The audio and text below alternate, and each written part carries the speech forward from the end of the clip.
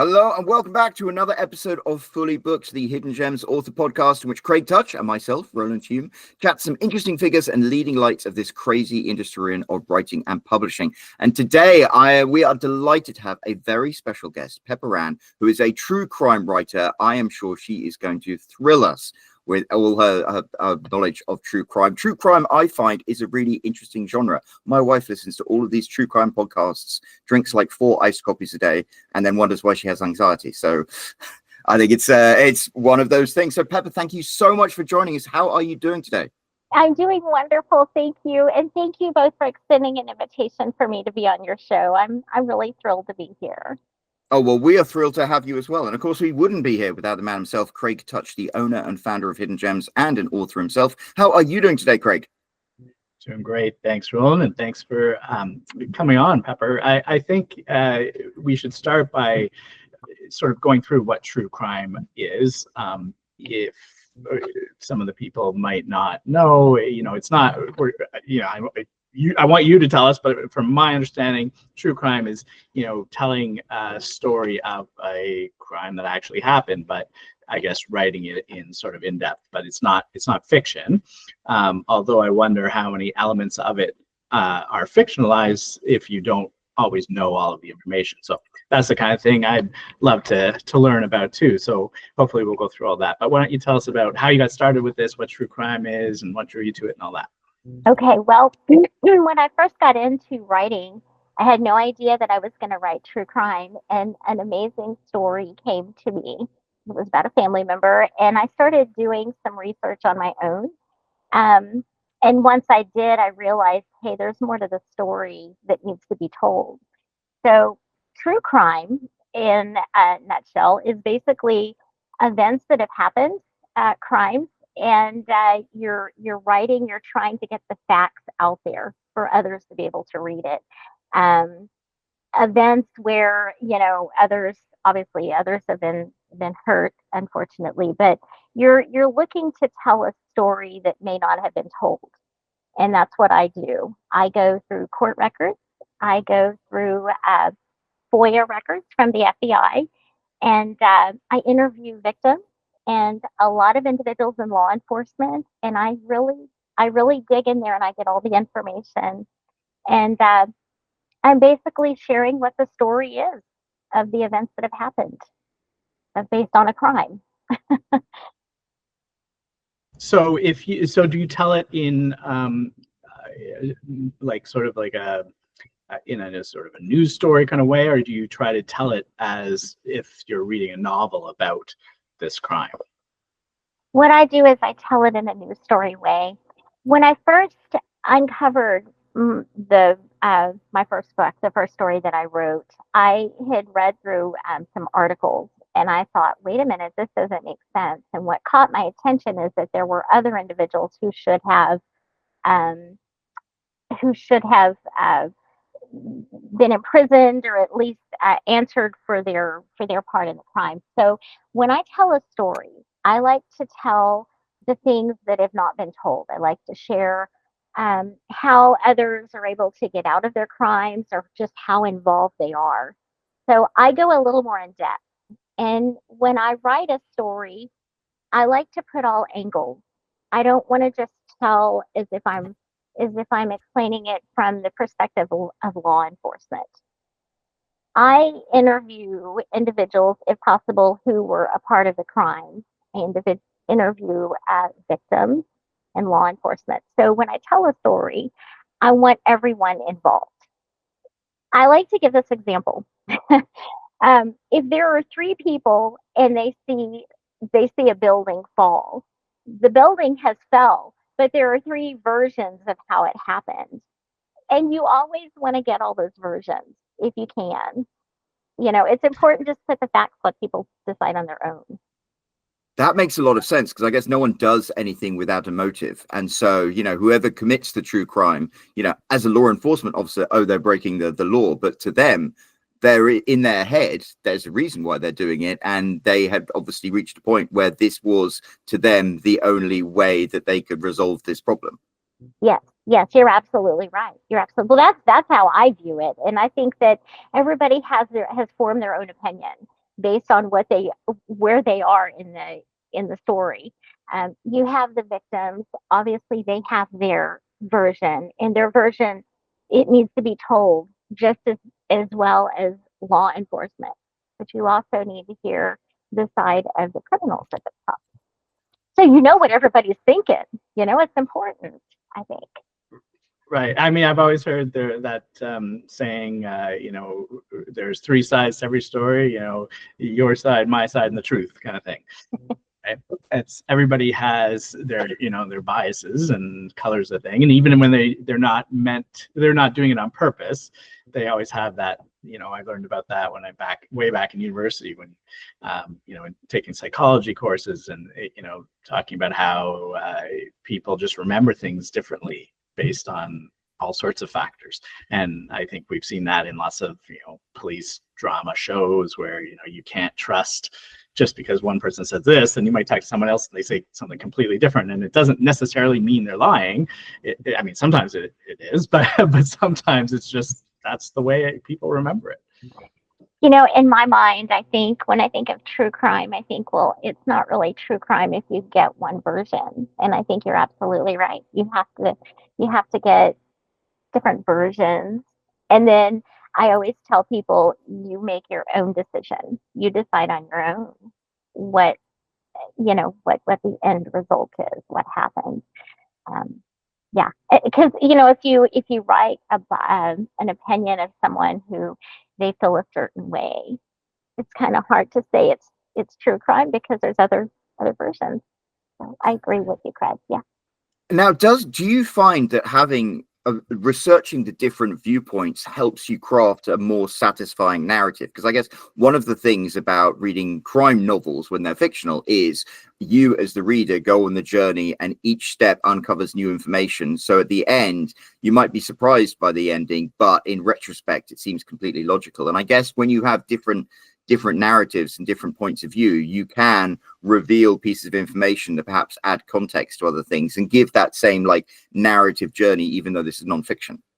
I do. I feel like the more information that I have, the easier it is to tell the story. But the fun part about it is you have to you start in one direction. My editor was amazing when he was helping me write this. I start going in one direction, and then he asked questions. What did this person think? What about this individual? Where are we going with this? And so I do think the more information you have, the more opinions you have, the more it opens up. Let me give you an example of something. When I was telling in my first book, when I was giving all of this detailed information, there was actually some information that was overlooked by individuals in law enforcement, and it's because they were focused on one thing.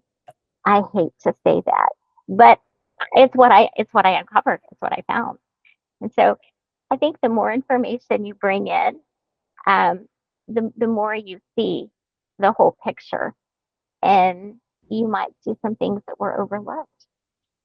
So what happens in a case like that? If you find material evidence about the crime, do you hand it off to them? And is it something they can act on? Is it too late? I mean, I guess it depends on where it is if it's already gone through the court case and double jeopardy and all these different things, maybe there's nothing they can do. But if it's something that's not resolved, I suppose it could make a difference. Well, if it's something that has already passed the statute and it's already gone through the court system and there's not a way to appeal it, you just have to continue on with it. There's not really much you can do.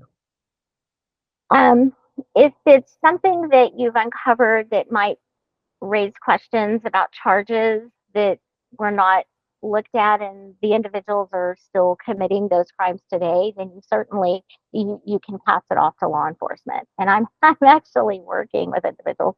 I've uncovered a crime ring. I'm going to give you an example of where I'm going with this. I've uncovered individuals who got away with their crimes that they were committing prior to all of the, in the 80s, and they're still committing them today.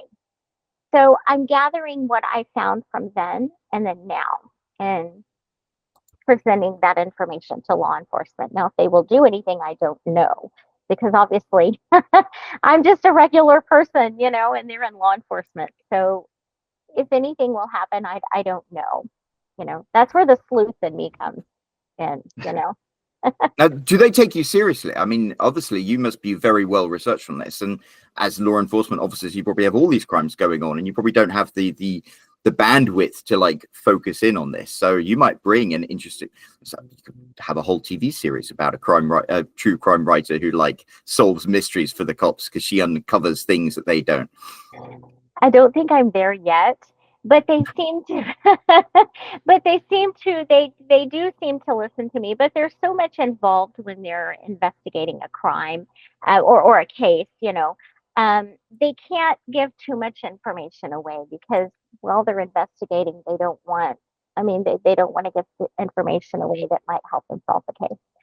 To answer your question, they seem very interested when I speak to them, and I do have some that listen to me. Now, I'm just starting out here, so maybe the more I get into this, the more seriously they'll take me. But as of now, they take my information.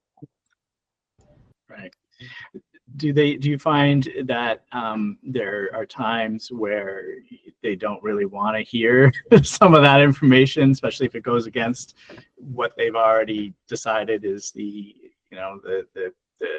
who the suspect is, or what the crime, or if the especially, I mean, in one case, if the crime's already been done, they might not want to hear that they did something wrong. But if it's not done and they've pushed forward, I've watched too many TV shows, the cops don't want to know the truth. Do you ever find that, or is it, more that they always kind of really do want to hear about it if it's true, even if it's against what they were doing?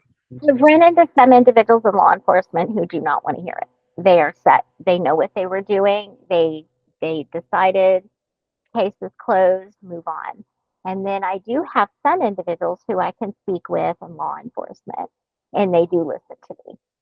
They tell me I need more information. I need this, and they don't. And I don't know if saying that they don't have the manpower to put people on it is worth it, because it has to be something that's so eye-opening to turn them in that direction. You know what I mean? And get some people involved.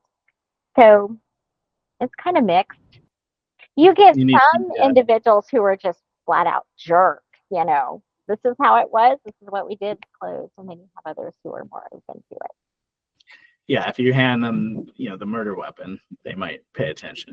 But if you say, I talked to this person and they said this thing, and they're like, yeah, okay, sure. I had one individual is a friend of mine, and I said, you need to look at this. And they said, oh, okay, well, we have time. And I said, well, let me show you what I have.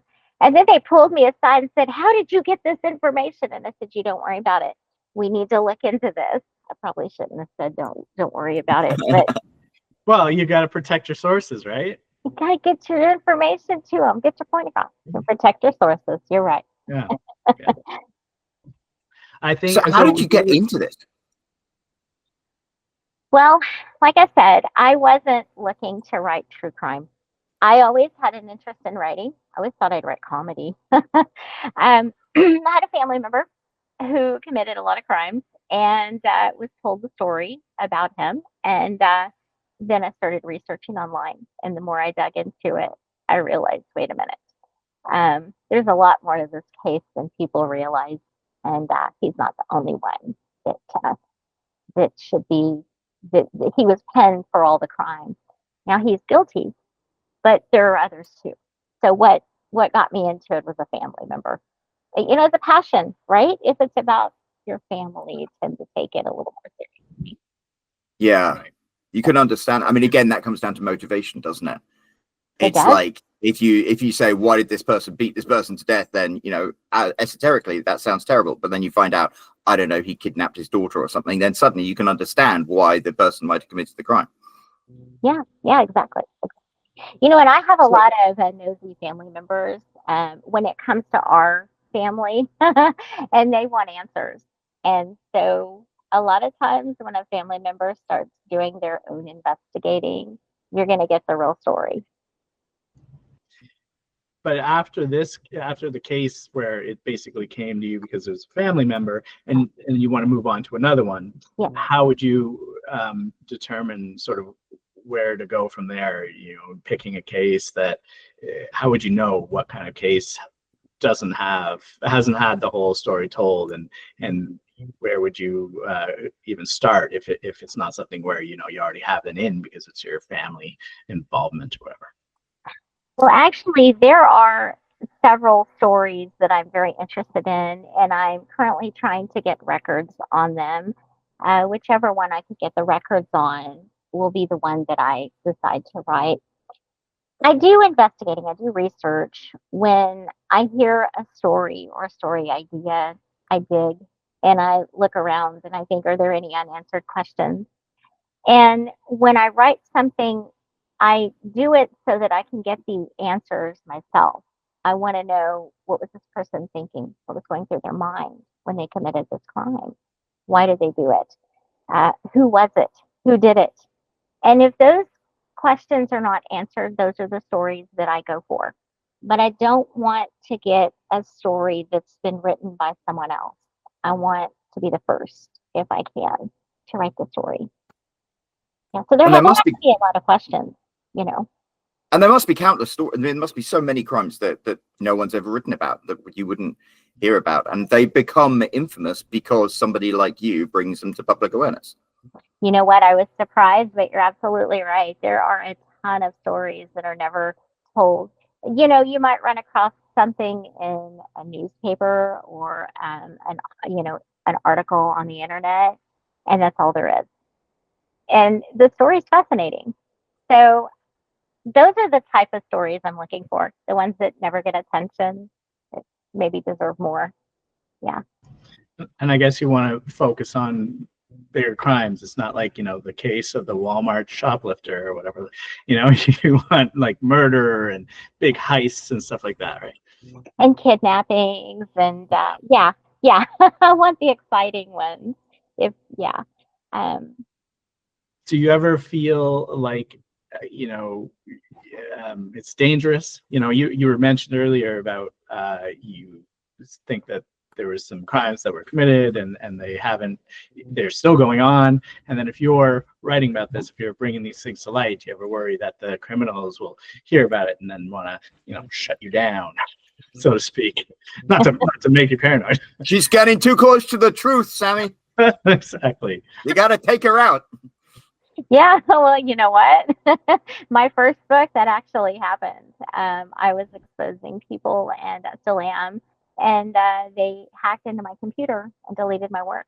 I had to rewrite it 3 times. And made Wow. threats against my family. Now, again, because mine is more on a personal level, I think that's probably why. I keep telling everybody the next story that I write, I think I want to make sure most of the people are deceased, so I don't have to worry about it. But you know what? There's always, when you're telling um, when you're telling a story about people that they've hidden and they don't want others to know, there's always a danger, and no matter what you do, you know. Yeah. I mean, that's true of any writing, I guess, really. Yeah.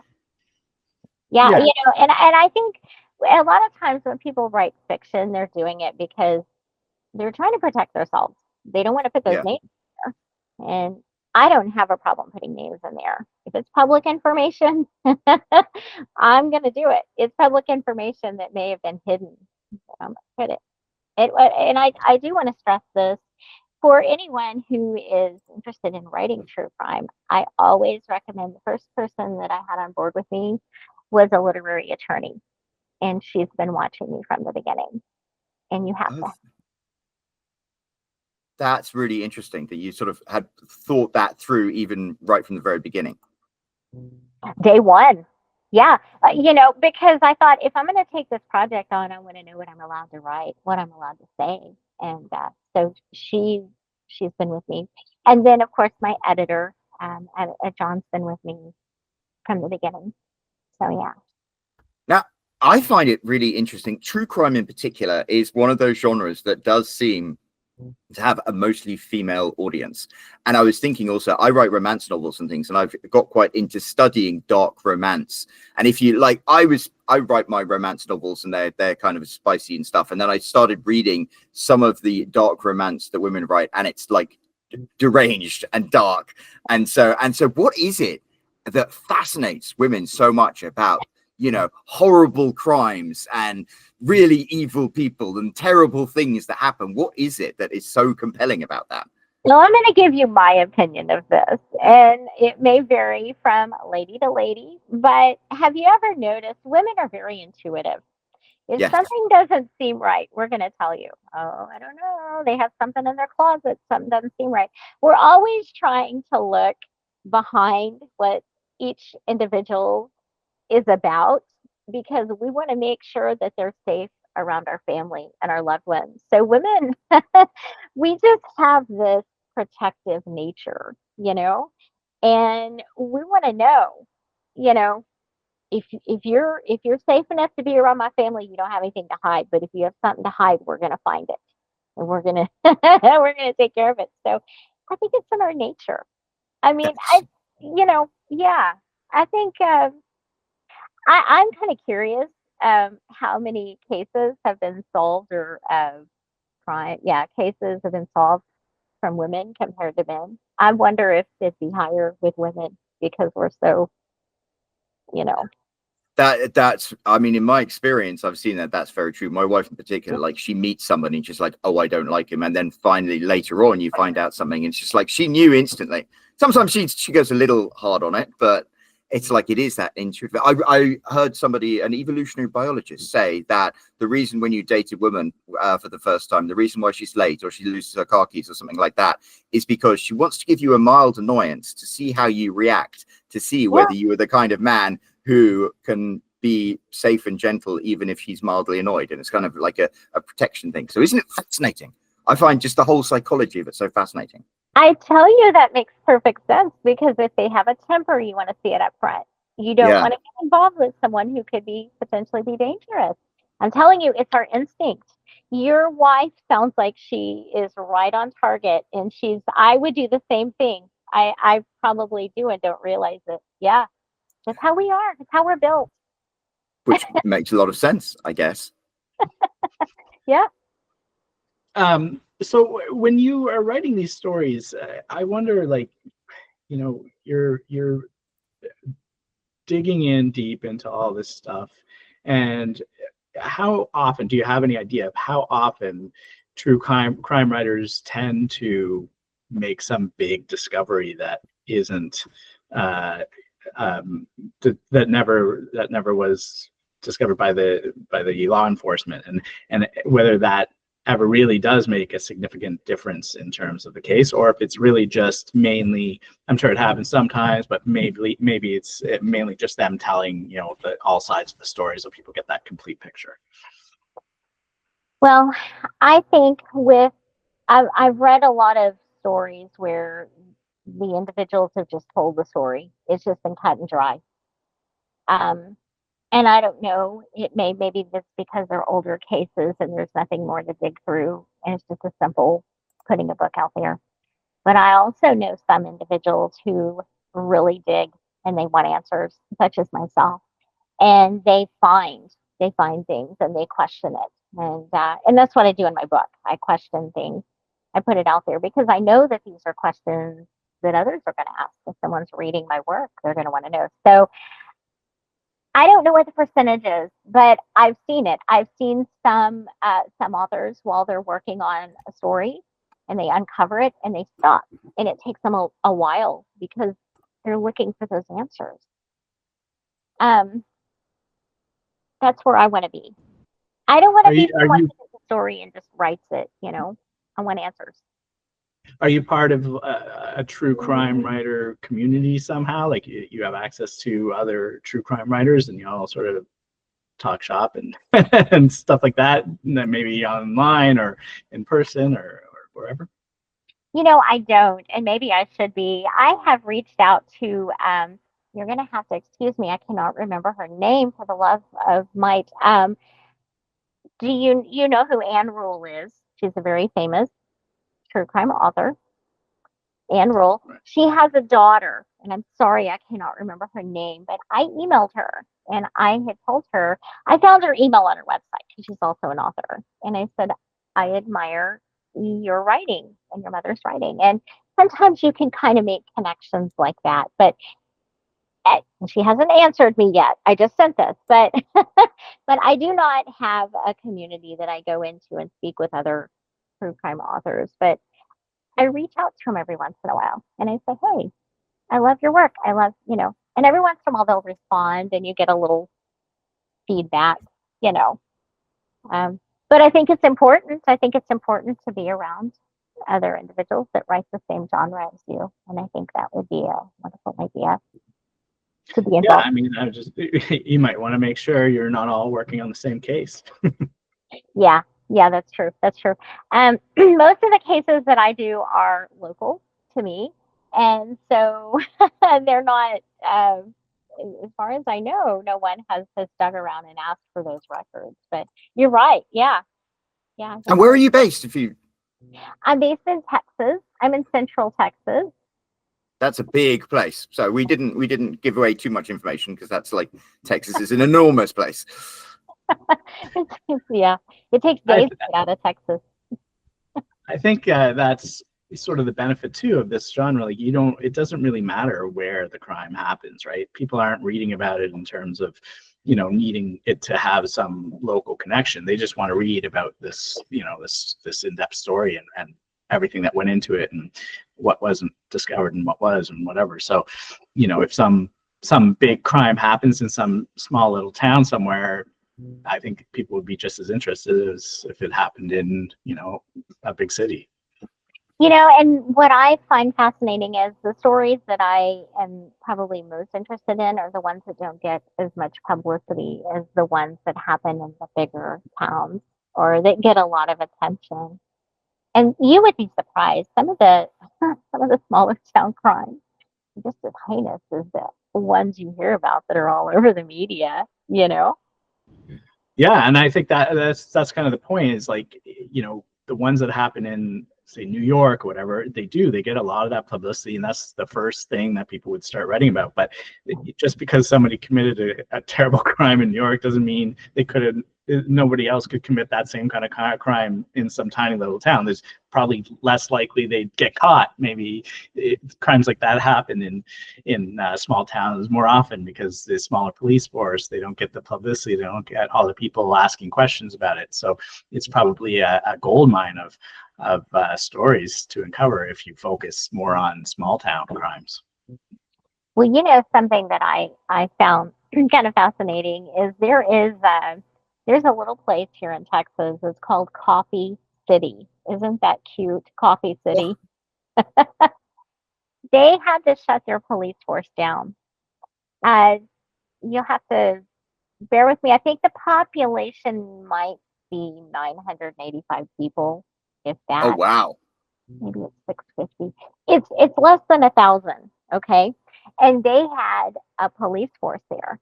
And they ended up having to shut it down because they were doing illegal activities. They were bringing in $1.1 million in traffic stops. People traveling through the town, they would pull them over. And the individuals that they had working on the force, they had records, criminal records. That's illegal. You can't do that. Oh, wow. They were able to get away with it because it was a small town. But that's not a story people are going to hear about, They were committing crimes. They were pretty big, not just misdemeanors, but they were big crimes, not any murders or anything like that. But it's fascinating to find out what people can still get away with today. You wouldn't expect that. Yeah, No, and even some big ones don't get solved. There's one in near where I am in Toronto that happened last year where there was a massive gold and foreign currency heist from the airport. $15 million worth of gold was offloaded onto a plane, put in a holding facility, and then a whole bunch of people stole it by using forged documents and all sorts of stuff. And I think they've caught some of the people, but it's still a big, big story. Sometimes, you'll hear about it popping up again because it's not solved yet. I'm surprised that, or maybe somebody is working on that one, but you hear about stuff like that, and that can happen anywhere. Yeah. So, yeah. And it's not something you'd expect either. Right. You wouldn't, yeah. So what is? Oh, go ahead. No, you go ahead. Well, I was going to say, what is some of the ideas for, and without, being specific on the cases, for your next stories? Like, what are the crimes that you're sort of looking into that you're still trying to gather the documents and stuff, but what kind of stuff are you digging into now?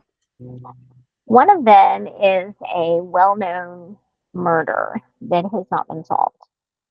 And there are a lot of individuals. This was based back in the 60s. And amazingly, law enforcement has hidden some documents. So, yeah. So that one, I'm not sure. I've considered writing it as a crime fiction because that could be very dangerous.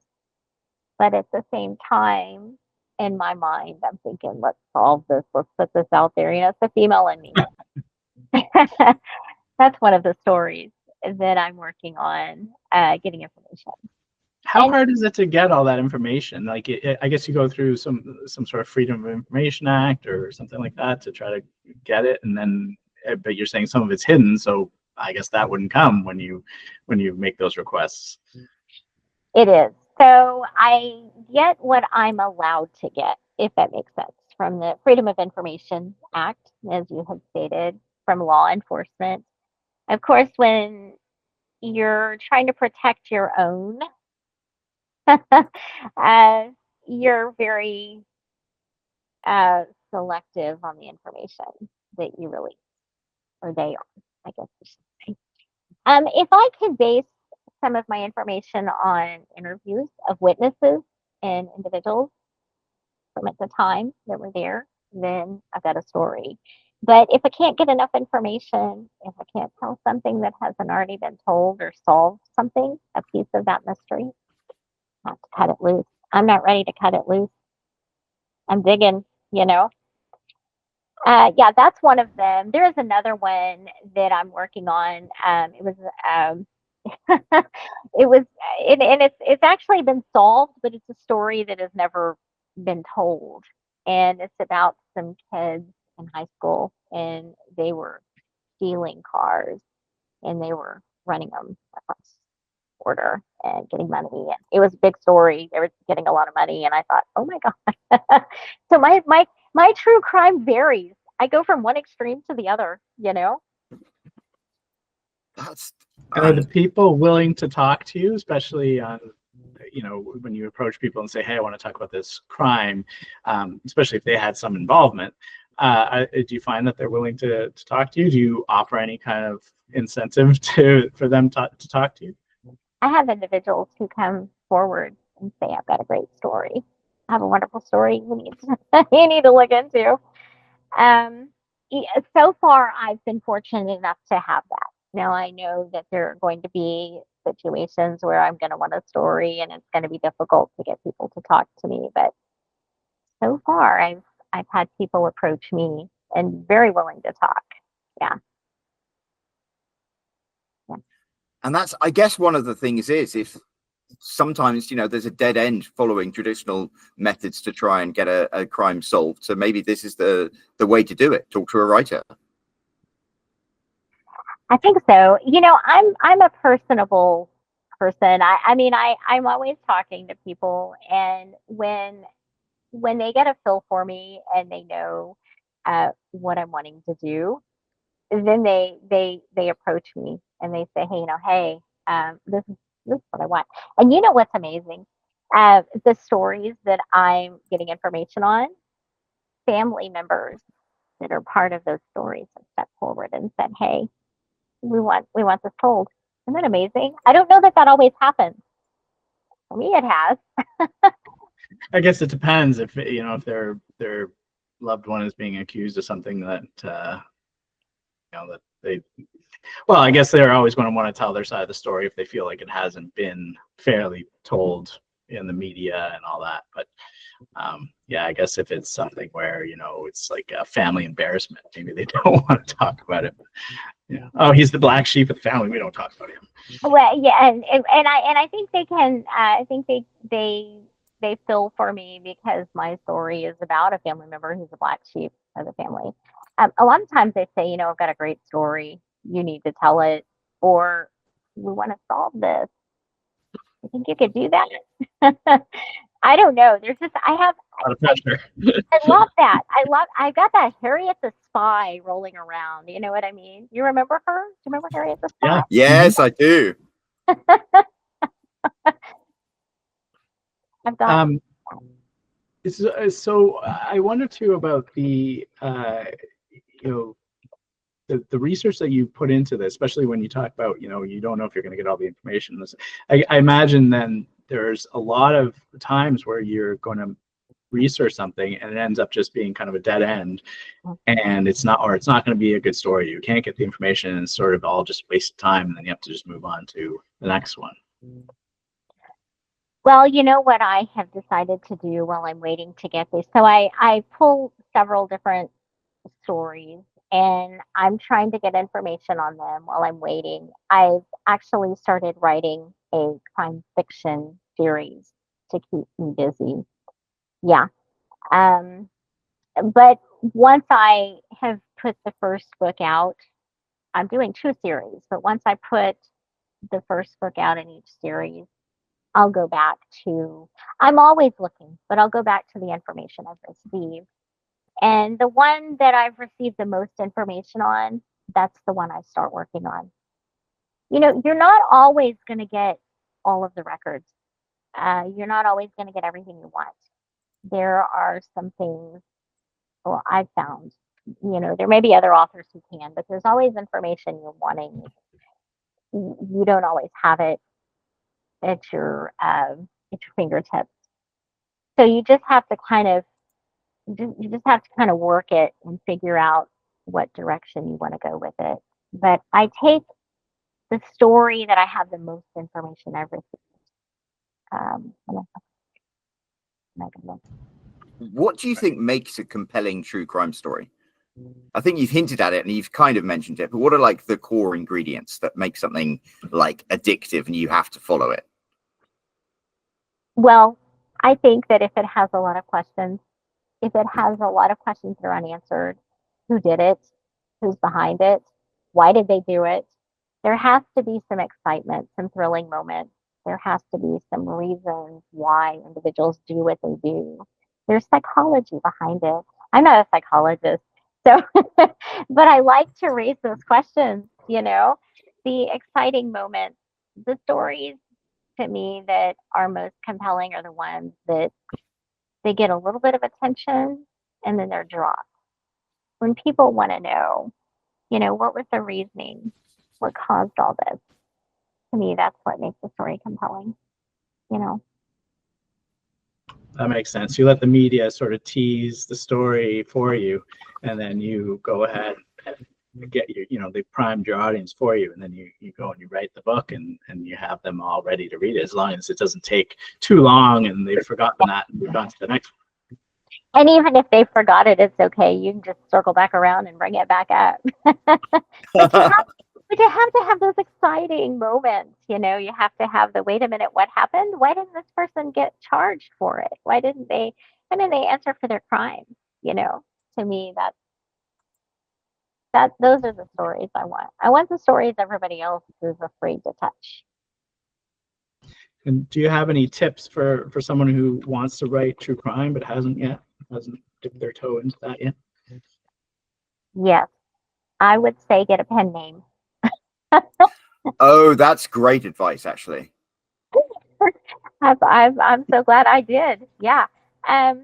You're always going to be easy to find, probably, for those who are determined to find you. But to protect your loved ones, your family, I would start out with getting a pen name. I would recommend getting a literary attorney because you need someone on your side to walk you through with what you can and can't do.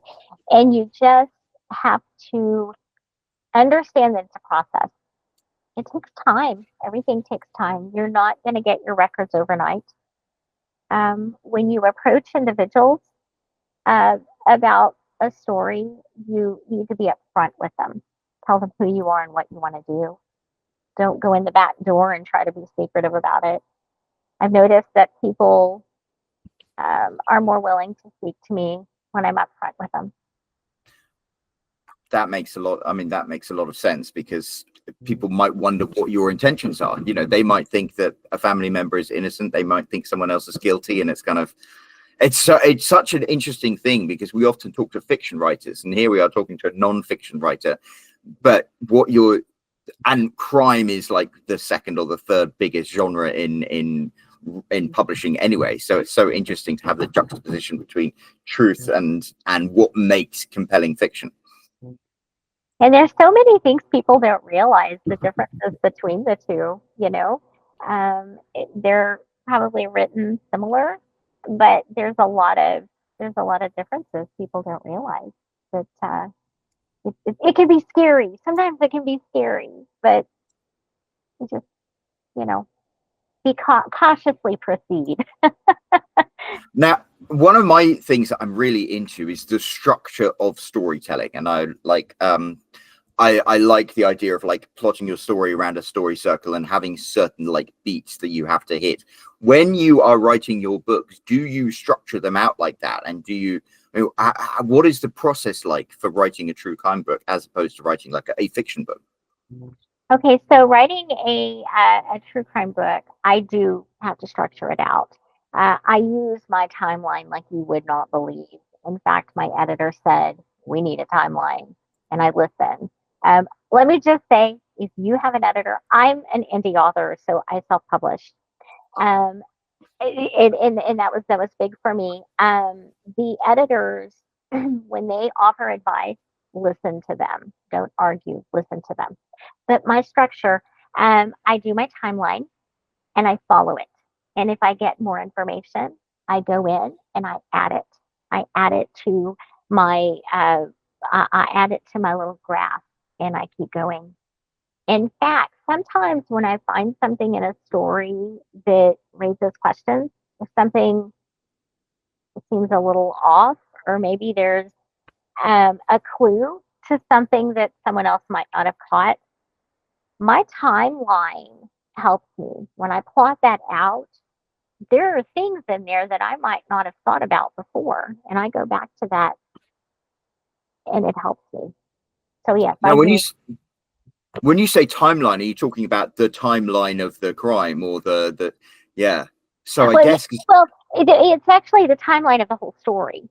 So I put the beginning, the middle, and the end, and then of course the crime. You know, the crime is included. So yes, I write down everything. I have to have my notes. So my timeline has the beginning, the center, and then the end. And then I put everything that I find in there, just my little notes. You have to have it. You know, you have to have something to follow. Otherwise, how do you know what to write? You have to go in order, you know? And is it as much of a journey for you as it's, because I mean, I've been studying crime writing and mystery writing a lot recently, and you have to start with the end in mind, because obviously a satisfying book has a twist. Now, do you factor in like a twist or a surprise or a denouement at the end? Because obviously you want it to be a satisfying reading experience. And if you just go through the narrative events and end up like, well, that's what happened, it's not quite, doesn't give you that satisfaction. So how do you incorporate a twist when these are events that have actually happened? I put the twist in the first chapter. I start that first chapter off with something exciting. Oh. And you know what I did? I told my editor, I said, I want every chapter to be a cliffhanger. And it is. I don't want anybody to put that book down, because if they put it down, they'll find something else to do. They may not come back to it. So the beginning, that first chapter, it's got to grab you. I have an exciting scene. I have a crime that was committed that leaves everybody going, what? What happened? And I usually pick a crime that's been discussed in the media, so it rings bells. It's kind of a reminder. Hey, I remember this. And then I go from there. The second chapter, what I do is I usually give a little backstory. It's short, maybe 3-4 pages at most, because you don't want to bore people. You don't want to lose them, you know?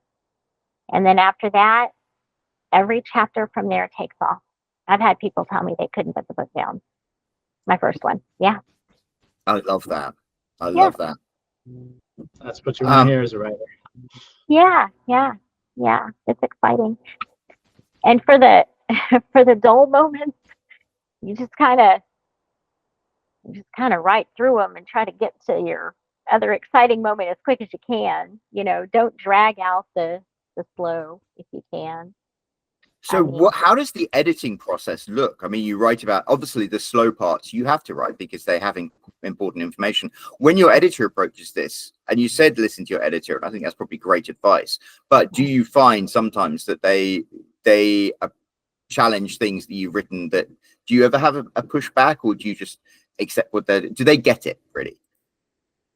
I've had some pushbacks, and I listen. You know, I'm going to tell you, I have the most amazing editor. John is he is the best. He has a way of pulling a story out of me. I'm going to tell you something. One of the drafts I wrote, he loved the second chapter, which was about family, the backstory. He said, "Oh, it's good."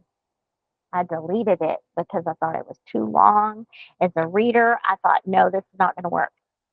And so I redid it and I sent it and I said, okay, tell me about this one. And he said, I think I like it better. You have to be willing to work with your editors, the professionals. The slow moments, the times in the book, he knew what I wanted. He knew that I wanted to grab people's attention. And so we would just move from one to the other, from one topic to the other, and just keep going. There's going to be a slow moment. There's supposed to be. There's supposed to be times in the book where things are calm, and that's fine. But you just don't want to write a whole chapter about a calm moment. You don't want to do that because you lose people, right? I mean, that's my thinking. Yep. So, yeah. There was a little. I'm sorry. Oh, you're on mute there, Roland. Yeah, no, you carry on, Pepper. Sorry. No, I was just going to say, we worked really well together. The kickback that I had, I said, wait a minute, what about this? And when there was something we didn't quite agree on or didn't see eye to eye, we found a common ground, and it went from there.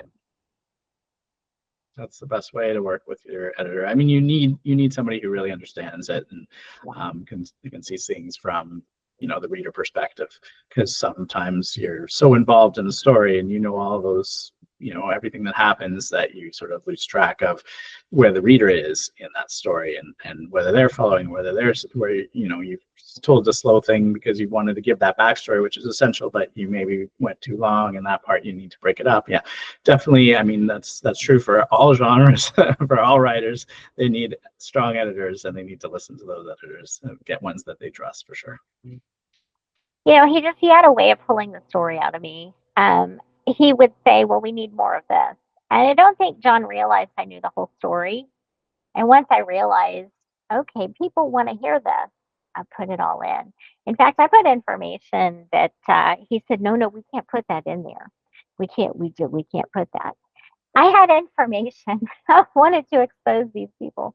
I had information that said, let's run with it. He said, no, we can't put that. You take that out. I said, okay. He crossed it out. So now, is that because he was worried there might be like repercussions if you put it in there? It was because of legal reasons. You can't put certain things in there.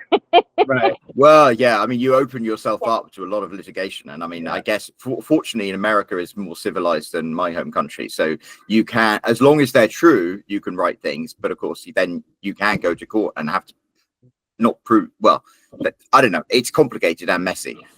You know, yeah. I think he knew that I wanted to expose these people, and they were so crooked that I said, all right, let's go ahead and let's put the license plate, let's put this and that. And he said, no, no, we can't put that. We can put the model, but I've got his birth date. What do you want to know? He said, no, no, we can't. Yeah, he doesn't want you doxing anybody. Again, I think that's the family angle, and being a woman, you know, we want to put it out there. But yeah. So, well, we are approaching the top of the hour, unfortunately. We could talk about true crime forever. And I apologize for the banging on the people are doing stuff to my roof. But, Pepper, well, before you tell us where people can find out more about your writing, more about your books, Craig, do you have any final questions? I just want to thank Pepper again for coming on and giving us this. It's been fascinating. I think there's a lot of good information here for people that haven't done true crime as in terms of their writing, but they're thinking about it, because it's very, very different, I think, than genre writing. So I appreciate you taking the time to come talk to us today. Thank you. I have had so much fun visiting with you all, and I hope that people have got something from my information. I hope I've helped someone. Absolutely. Well, if people have had their appetite whet by everything you've said, where can people find your books, and where can people find out more about you? Well, you can find out more about me on my website, pepperannauthor.com. I actually have a newsletter that goes out twice a month, and you can sign up for that and follow me. My book is available. Well, my first one is out. My second one will be coming out soon. It's available online anywhere. My website, Amazon, Barnes and Noble. I'm everywhere. I'm on all the socials too, so you can find my information on my website. Well, I'll tell you what, we will make sure to pop a link down below in the description of this video, so you can go and check out everything that Pepper Ann has talked about. And if you scroll down there and check that out, while you're there, why don't you leave her a comment and let her know how much you've appreciated everything she has shared with us today, because I thought it was fascinating. And also, while you're down there, there's that like button, the subscribe button. I won't go into my normal spiel because there's banging overhead, but definitely do give us a like. Definitely hit that bell icon so you can be back next week with a new episode of Fully Booked. And Pepper, thank you so much for joining us. It has been a really, really wonderful discussion. Thank you, guys. And we'll be back next week with another episode of Fully Booked. So until then, stay tuned.